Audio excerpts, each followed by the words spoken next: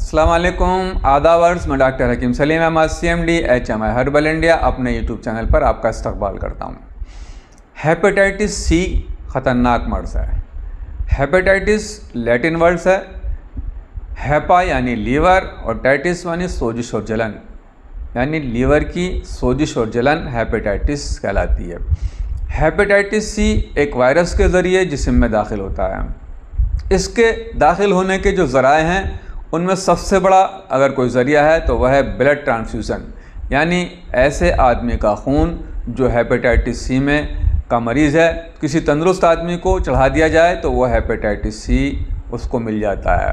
इसी के साथ नशा करने वाले लोग एक ही नीडल का इस्तेमाल जब करते हैं और उनमें से कोई मरीज़ हेपेटाइटिस सी का होता है तो बाकी सारे भी उस नीडल के ज़रिए हेपेटाइटिस सी में चेंज हो जाते हैं। इसी के साथ ऐसे लोग जो शॉप पर शेव बनवाते हैं या कान छिदवाते हैं या नाक छिदवाते हैं या टैटू बनवाते हैं, उनमें अगर ऐसी निडल इस्तेमाल की गई है जो पहले किसी हेपेटाइटिस सी के इस्तेमाल हुई थी तो वो सारे लोग हेपेटाइटिस सी में चेंज हो जाएंगे।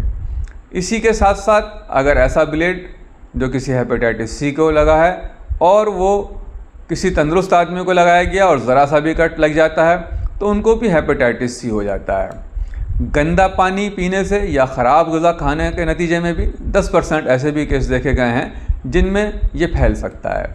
इस वायरस का शिकार 20% लोग ऐसे भी होते हैं जो अपनी इम्यूनिटी पावर के बिना, अगर उनकी इम्यूनिटी पावर स्ट्रॉन्ग है तो इस बीमारी से बिना किसी दवा के निजात पा लेते हैं। और 20 से 30% लोग ऐसे भी होते हैं जिनमें ये वायरस एक लंबे अरसे तक पड़ा रहता है और उनमें किसी तरह की कोई परेशानी ज़ाहिर नहीं होती, लेकिन 50% लोग में ये एक्यूट से क्रॉनिक कंडीशन में पहुंच जाता है। उसमें से भी 20% ऐसे होते हैं जिनमें सिरोसिस, लीवर सिरोसिस हो जाता है और फिर ये कंडीशन लीवर कैंसर की तरफ पहुंच जाती है। आप खुद अंदाज़ा लगाएं कि ये कितना ख़तरनाक वायरस है। जब ये मर्ज़ हो जाता है तो जो अलामत मरीज़ के जिस्म में ज़ाहिर होती हैं उनमें सर दर्द, भूख की कमी, उल्टी, जी मालिश, हल्का बुखार, थकावट, पेशाब गहरा पीले रंग का होना, स्टूल का रंग स्याही मायल यानी हल्का सा काला होना, जिगर के मुकाम पर दर्द का होना, इसके अलावा जोड़ों में दर्द और सूजन होना, वज़न का कम होता जाना।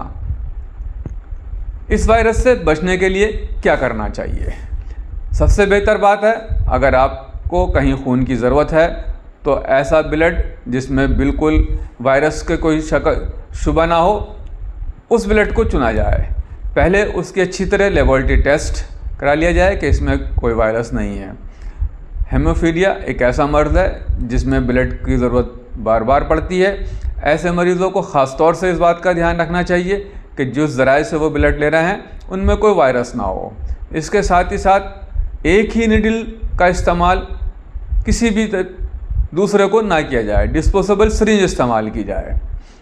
खाने पीने की चीज़ों का ख़ास तौर से साफ ध्यान रखा जाए, साफ़ सुथरा अच्छे ग़िज़ा इस्तेमाल की जाए। पीने का पानी हमेशा साफ़ सुथरा होना चाहिए। अगर शेव बार बार शॉप पे बनवाते हैं तो हमेशा नया ब्लेड का इस्तेमाल कराएं। अगर टैटू बनवाते हैं या कान नाक छिदवाते हैं तो हमेशा ऐसी कोशिश करें कि आप सिर्फ नई निडल का इस्तेमाल कराएं। इसके साथ ही साथ खाने पीने में जिस मरीज़ को ये पता लग चुका है कि मैं हेपेटाइटिस सी में मुब्तला हूँ, वो खुद ही अपने खाने पीने के बर्तन अलग कर ले।